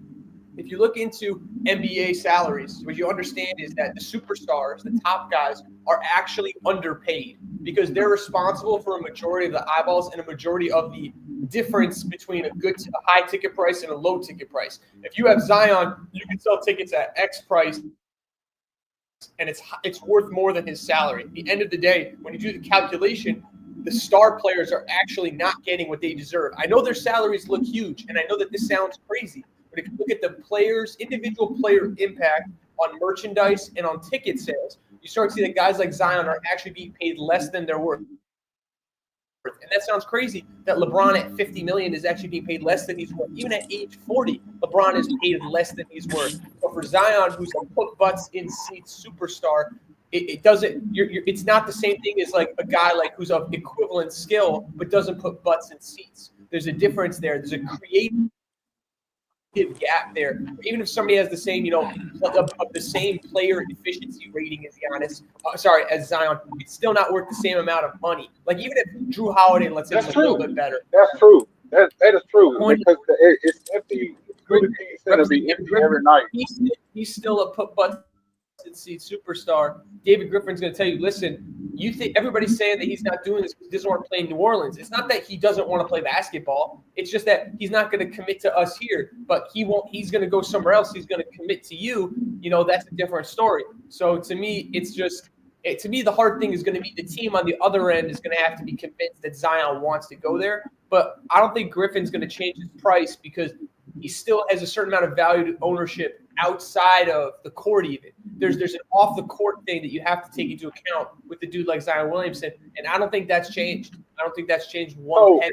On that note, Frank, why suspend him instead of and then come out to we haven't heard from Bryson Graham and David Griffin throughout this whole season. All these losses, they ain't came out and said nothing. They just put Willie Green in front of the mic. So why come out and say something now, and instead suspend him instead of fining him like everybody else? You fine everybody else for being late to anything. So the big thing about the suspensions, I think that you brought up some points about his contract and the uniqueness of his contract, but I think that it's very similar to what the Miami Heat did with Jimmy Butler. Meaning, if you're not going to be playing every game, you're not going to be committing to it. You become a kind of a game plan problem. You become like a liability problem. You're not going to be committing to us and giving us your all. We don't want to be paying your game checks. When you get suspended by the team, you're not getting any game checks anymore, to the best of my knowledge. So what they're sending but they fined him, though. They already fined him. Fining isn't the same. Fining is like a piece of it. It's a piece of it, but then when you suspend somebody, you're hitting them right where it hurts. A fine, $20K, $30K, these guys can deal with it. But when it comes to full game checks, full game checks and full contract incentives, all NBA stuff, all the points, all the tools, it all hits Frank, much harder. I think that was a hit to his character. That's what they wanted to do. They wanted to assassinate his character worse than what it already is. That's what they wanted. They wanted to insult him. That's simply it. They wanted that. It could be. They're at war right now, bro. Like, that's why B.I. hasn't played. B.I. came back. How B.I. got injured was he came back from an injury, and Lou Dort rolled up on his feet after he shot the ball. Like, that's what happened. And now B.I. is hurt. I mean, if B.I. is healthy again, and he's not playing, they're doing what they did with AD when they traded AD. They set him down for the whole year. I want to hear you. Who's your team and where you stand on that? She's saying like Zion value added fail. No, I didn't say that. I'm asking you. Like, I just feel like because of the money he's able to generate and stuff like that, like if he's in a place where he wants to play and he wants to be there, I think you get a totally different player. That's why I was like, even with the Brandon Miller thing, if I'm being respectfully honest, even though you said what's name don't care about the team, Miss Benson, yeah, she's a Saints guy. She's about the Saints. Mind you, Miss Benson's situation is so she's younger than her husband. Her husband was the Benson that owned the Saints and brought the Pelicans, brought the Hornets to Charlotte. No, he didn't bring them to Charlotte. They was trying to find an owner for, and this when that whole Chris Paul situation happened, and they needed to find an owner. His brother wanted to buy the Hornets, and he jumped in front of his brother and bought the Hornets. And then he turned around and died and handed the team to not to his kids, but to his new wife. Like, she's way younger and all that stuff. And that situation, like, she was a not a graphic designer, but like she designed mansions and stuff like that. She was that's what she did. Like, she sounds like she was a great spender of other people's money. Yeah, she spent other people's money, and then they turn around and she's getting it back because Mickey Loomis and David Griffin are doing it to her now. Mick and Lausha and all of them, they doing it to her now. Like, they basically conning her out of stuff because the Saints haven't been a good product in a long time. So, and they always the worst team in salary cap in the NFL, and it's getting worse and worse every year. But she ain't really interested in she don't know anything about sports, and she's not interested in anything but making money. And mind you, what like I said, they so they're gonna make a Vegas team. They're gonna make a Seattle team. So they're gonna be two extra teams added by 2026, 2027. That's what they're saying. Now the Pelicans got probably possibly can move. As far as we know, she hadn't renewed her lease. But let's say they don't move, they're gonna be the worst out of all of that. Because when you get to the point where it's 30 picks and then it's 32 picks, yeah, by the time you get to the second round at 33rd pick and you like that, like it's not gonna be the same. Is you don't want to play 32 teams. No, The Pelicans so confusing, bro. But that's the Pelicans give me a migraine, bro. What you just brought up is a really interesting angle, though, is that if they move an expansion team, the same way the Thunder were kind of kick-started by the fact that they had Durant and Westbrook when they moved, maybe they're trying to do the same thing. If they're moving, then that changes the whole equation. I don't know what the timeline is for that move, but he's a lot more valuable. If you have a new franchise, he's a lot more valuable because you need a guy to kickstart that whole organization, from a reputation on the court stuff. So, that's a really interesting factor after you brought it up. Frank, why do you take Miles Bridges and why do you take Josh Green? Why do you take them if I offer them to you? So I took them because Miles Bridges is still 26. The man has had tremendous on-court success very recently. I think he needs a new place, start new, a place that believes in him. I think that he needs a new place like that. And, he's someone who, sometimes stars don't welcome the opportunity to go to smaller marketplaces, but he's the type of guy who would welcome the chance to be that 1A again. And I'd say, hey, Miles, you're going to have a real chance here to be our guy. I think that would excite him in the way that, now LaMelo is kind of the guy in Charlotte. So, he's kind of not going to be able to be on the billboards. So, listen, man, you're going to come here. You're going to have a chance to be on billboards. You're going to have a chance to be the old you again. You're still 26.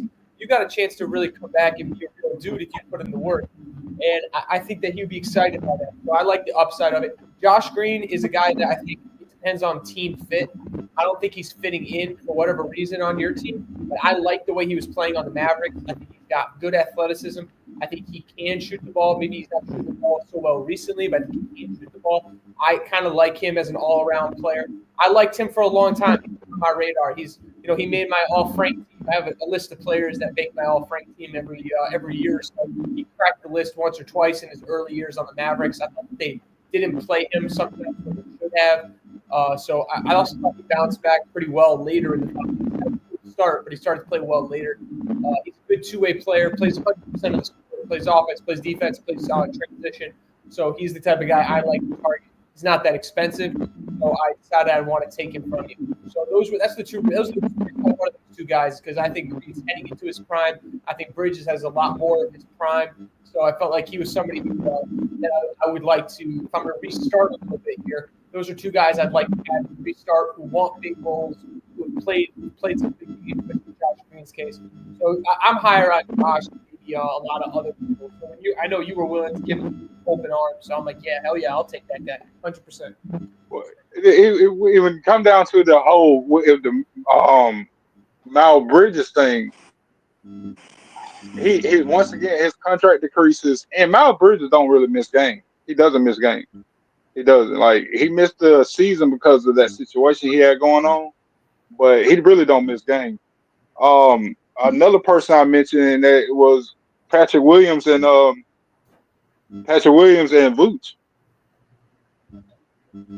Patrick Williams and Vooch going to New Orleans. Yeah, I think that's not as enticing. I think Pat Williamson, nice player, but he doesn't have Bridges upside. I think Vooch. How old is Vooch right now?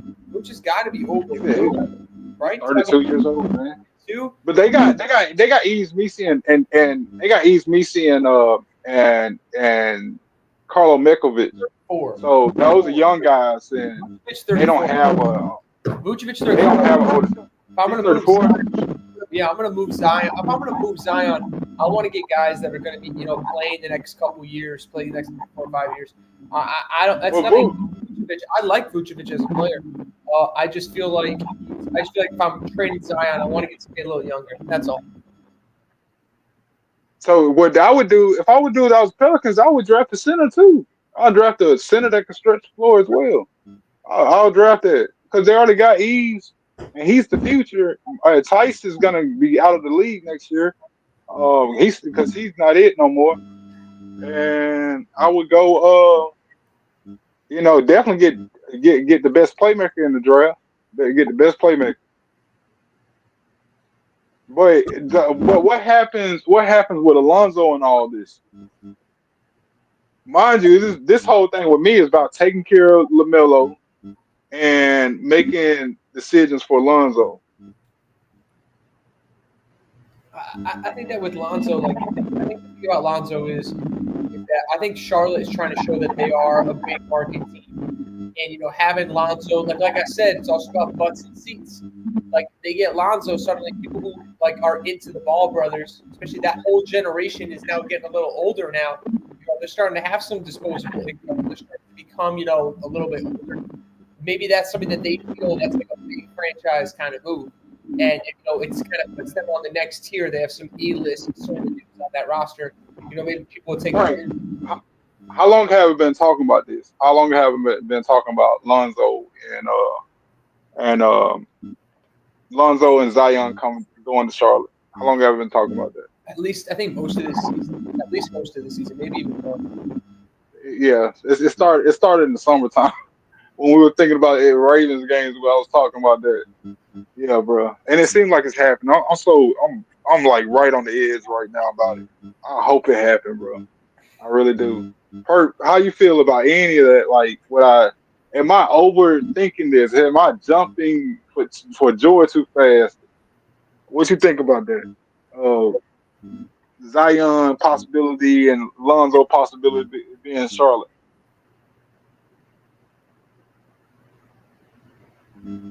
How about you, Flight? What you think? What's the trade again?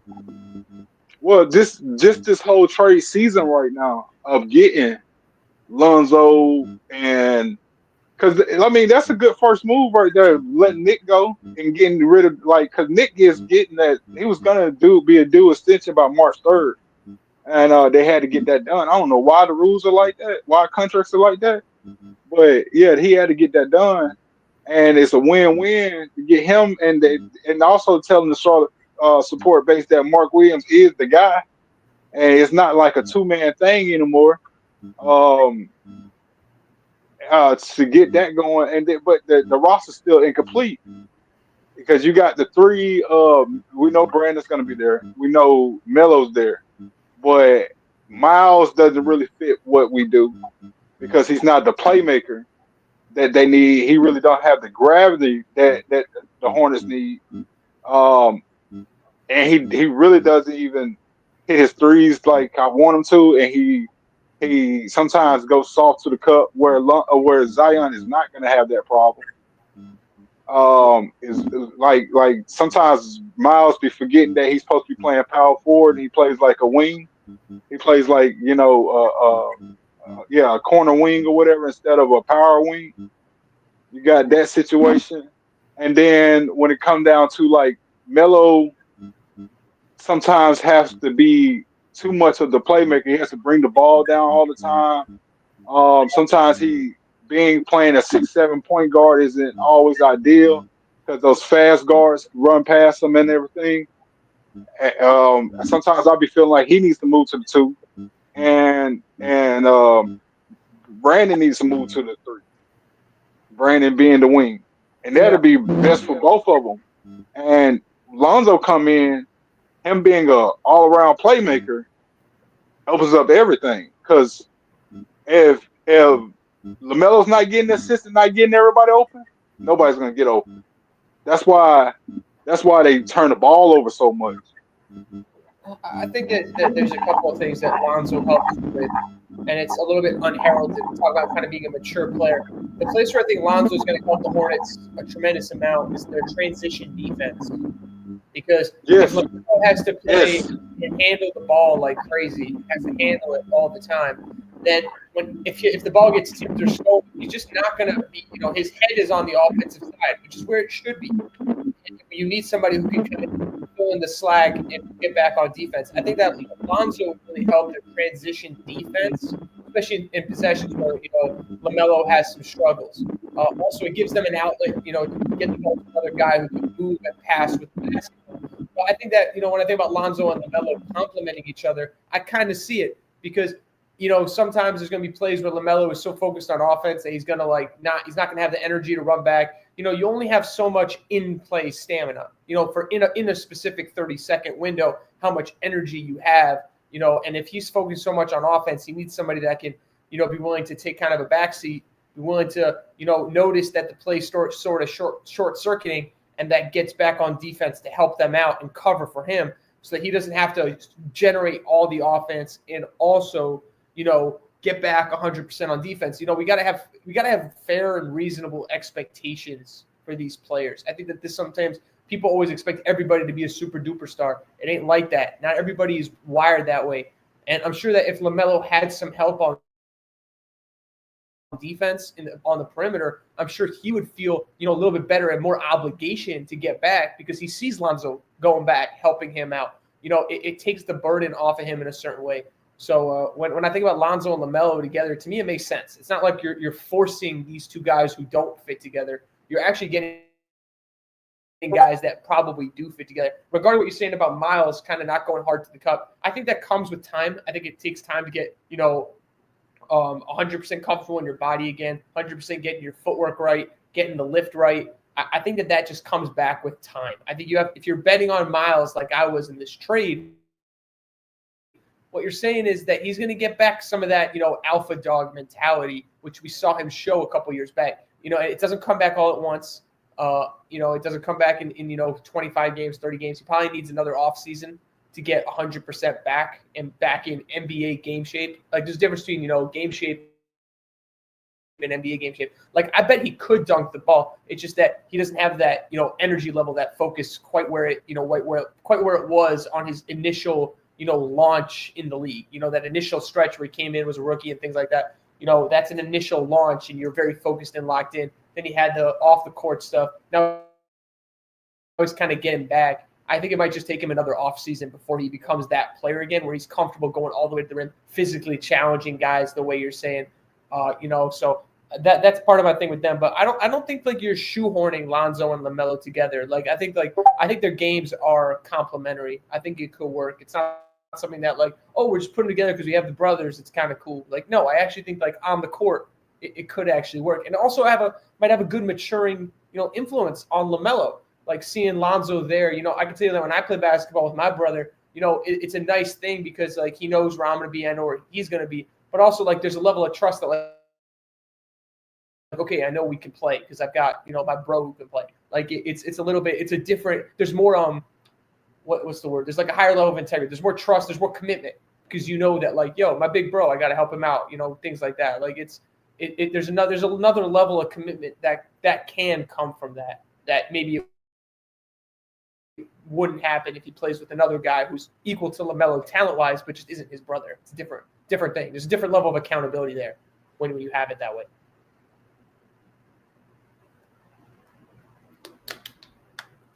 Gotta give me a drink of water, man. Ooh. I didn't even know I could talk this much.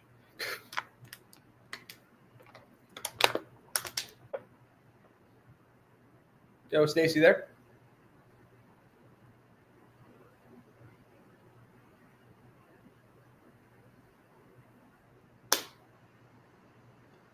All right. So we're backstage right now. We're going to take a few minute break and we'll be right back.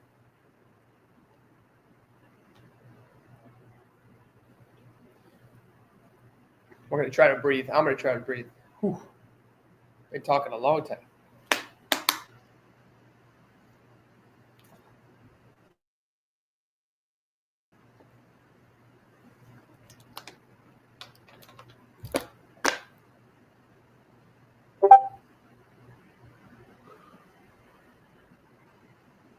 Hello?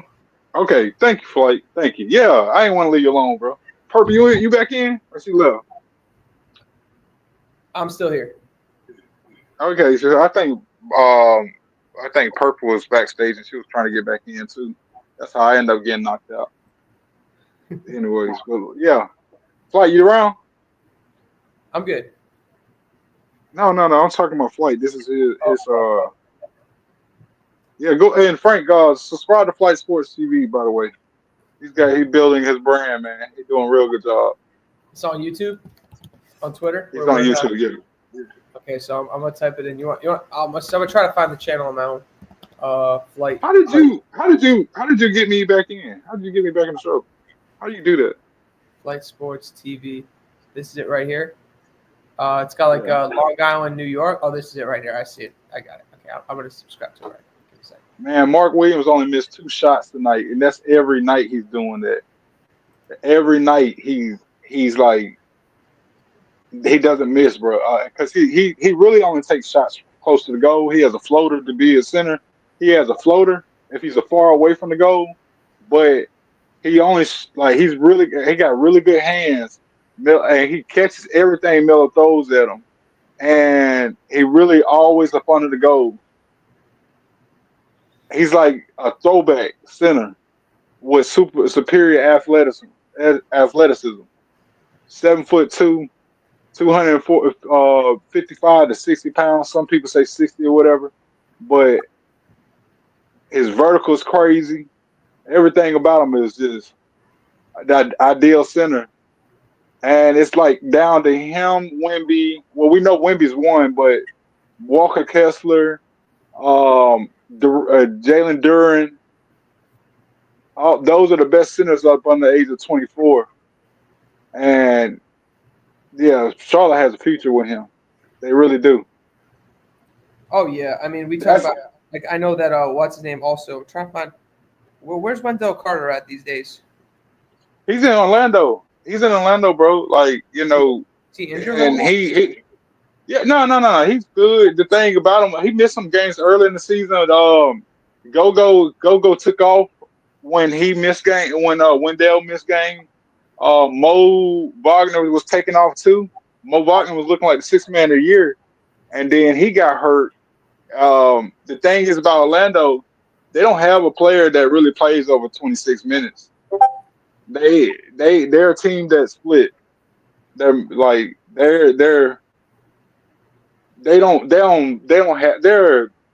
a half and half team. Like, and then like out of all their 15 players, some might not play that night, but the core of the guys they alternate nights, and then you'll get 26 minutes because there's such a deep roster.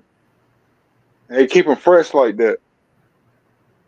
And for them to have Franz and Pablo out for that long, and they're still that dominant, they're gonna be the hardest team to catch in this whole division. Yeah, no, Orlando's very feisty. We played them. Cleveland played them in the playoffs last year. I was very impressed with them. They're something else. A lot of intensity. I'm a big Paolo guy, big Paolo Banchero fan. I'm excited to see him back on the court. I only brought up Wendell just because I remember I thought he was from Duke also. He was. So, you know, Mark Williams, also a Duke guy. I remember when Mark was going to be drafted, I'm like, this dude's going to be a top pick. This guy's got good size. Mm-hmm. He's definitely a traditional old school center, but he's an old school center with new school measurables, if that makes sense. Real talk, bro. Real talk. And there's another one coming from Duke. Duke has become the place for the centers. I think Zubac from the Clippers, I think, is also a Duke guy. I don't know if Zubac went to Duke. I know there's a guy right now, the guy from South Sudan. It's hard for me to say his name, Malek or something like that. He's 7'2". He's the same as Mark Williams. But you got Lively that came from Duke as well. Oh, Lively came from Duke. Yeah. So they're back. Like Mark came out first, and then Lively came out the second. They came back to back with each other the next year. So it's crazy how they have a center factory down there. And most people only thinking about Cooper Flagg. No, I want the center. He's the bully of the team, and he protect Cooper. I want the center, bro. They also got a shooter at Duke. I forget his name. I forgot his name, but he can shoot, bro. He can shoot. Yeah, I'm gonna get I get locked in on the draft classes like closer to the NCAA tournament. I lock in. I watch just some really good channels actually. I forgot his name. I actually tried to make a show with him one time. He didn't respond to me, but I did want to do a show with him. There's a guy on YouTube does a great job breaking down NBA players. Used to be Hoops Express. Hoops Express did an amazing job on it. Oh. That channel stopped, but Yeah, they were magnificent. the Hoops Express. He worked for. He's the GM for the Portland Trailblazers now. He's the GM for the Portland Trailblazers. Oh yeah, he was really good. But yeah, Mark Williams, I think he's good, man. Like everybody's always wants these stretch fives, and I understand it. But the thing is, there's a reason why a traditional center became the traditional center. Somebody who could rebound, set screens, dunk, finish, put back shots, defend at a decent level, defend the cup at a decent level. I mean, I know it's no longer like the fun, sexy thing. Everybody wants to have, Chris Stapps or some stretch five who can shoot. But the thing is that when you have a traditional center, your basketball team takes on a very normal flow. It has a lot more consistency to it because you get the consistent defense, consistent rim protection. And it's funny because I talked to a lot of people about Alfred Şengün, and everybody's, loves this dude and loves him. And I'm like, I'm not a Şengün guy. And I tell everybody this, and Stacey, this is my tagline. So, you can put this on a T-shirt. I want you to remember this. Put this on a T-shirt. You think about Şengün, as great as he is, he's very good at 50% of the sport. 50% of the sport. Yeah, that's true. People tell me all these things, and they were talking about Dame Lillard going to Milwaukee, and I'm like, I don't think it's a good idea because I feel like Giannis teams are better off being defensive teams. They're better off. He's just such a freak on defense. He's also like great transition player. You can't stop Giannis the open court. Like it just makes sense to have a good defense. To be honest, so I'm like, why does Lillard make sense? I'm like, Lillard doesn't make sense because he's not good at 50% of the sport. And people argue it's like 40% of the sport, whatever. The analytics say what. Let me tell you something. I'm a big believer in playing end-to-end basketball. The best players, you have to play end-to-end. You can't just be one way. Dame Lillard, great player, but only good at 50% of the sport. Not a great fit with Giannis. Like these types of things are what matter to me. So when I look at Mark Williams, I see somebody who plays 100% of the sport. He's in good shape. He rebounds. He blocks shots. Puts in shots around the cup. Sets screens. This guy can do everything you can ask for at the center position. And you know what? Sometimes these guys do develop a three-pointer at certain points in their career. Brook Lopez he didn't shoot a three-pointer until he was like 30. But Brook Lopez suddenly became one of the best shooters. So, these guys can develop this. It's not impossible. Even guys that are, traditionally back to the basket or, around the rim guys. We've seen it. Well, he just took the lead by dunking on Walker Kessler. And this is crazy because I thought, out of this game, I panned this out to be Walker Kessler versus Mark Williams. And Walker Kessler has been dominant this year. He's been protecting the rim really good. This man he only missed 2 shots the whole night against Walker Kessler. Yeah, he has 26 points. He only missed 2 shots. 30. In 32 minutes, Mark Williams tonight, in 32 minutes, 25 points, 11 of 13 from the field, 12 rebounds, 2 steals, and a block. That's, you know what I mean? He's taking it to him. He was good against Phoenix. He's had some big games. He shoots well from the field, Mark Williams. He's got one game he didn't miss a shot all game. There was a game this season he didn't miss a shot all game. No, this dude's a baller. 1st-round pick, absolute hooper. You failed the 14. You look at Mark Williams. He checks so many boxes. Just like he's perfect. The one thing about Mark Williams is he's only played at this point. He's probably like 70 games his whole career. The first 2 years he only played 64 out of over. Because I remember he was down in G League, but he only played 64 out of that 2 years. Last year he had a freak injury, and we didn't see him for the whole time. Now we're seeing him, and it's crazy. Like now he there. I told people he was gonna be there. I'm a big fan of him. I think he could shut down Wemby. I really do. Yeah, I mean, listen, you don't need to sell me on Mark Williams. You don't need to sell him to me at all. He is an excellent player. I think every team would love to have him. It's just the physical stuff with him. He's in good shape. He's got good height. He's got ups. He plays big. Not afraid of his own size. To me, you put him on the court. you know right away that you're in good hands. You know right away. It's immediate. You see it in 5 seconds that this dude belongs. And he's only, 23 now. Sky's the limit for him. And he's definitely a great building block around Lamelo. I think he's a guy who catches lobs, guy who could just be an easy – you get the ball to him in the right spot. You're a good passer. If you have a good passer with him and you can reverse the ball quick enough, you could get him easy dunks and layups if you have a center that likes to help too much. He's got the size to be an effective screener. He's in good shape athletically, end-to-end, run the floor, like no problem. I mean, I don't know what's not to love about Mark Williams. Honestly, I don't understand any of his detractors. If there Flight, are. you there? You there, Flight? Frank, let's just close out, bro. Yeah, no problem. Oh yeah, let's close out. I'm about to talk to you. Yeah, Stacy, Flight, appreciate you guys sharing the platform with me. Thank you so much. And I'm looking forward to coming back talking more basketball with y'all. Same here, man. Y'all be blessed. All right, you too. All right.